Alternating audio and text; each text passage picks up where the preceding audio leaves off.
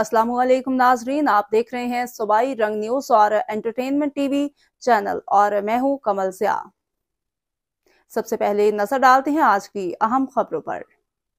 खबर शामिल करते हैं रावलपिंडी से। रावलपिंडी क्रिकेट स्टेडियम में PSL के मैचेस इख्तिताम पजीर। रावलपिंडी पुलिस की जानिब से फुल प्रूफ सिक्योरिटी इंतजाम। CPO Syed Khalid Hamdani, SSP operations और दीगर सीनियर अफसरान फील्ड में मौजूद रहकर तमाम तर इंतजाम की निगरानी करते रहे। रावलपिंडी पुलिस के 5000 से ज्यादा अफसरान और जवानों ने सिक्योरिटी के बेहतरीन फराइज सर अंजाम दिए।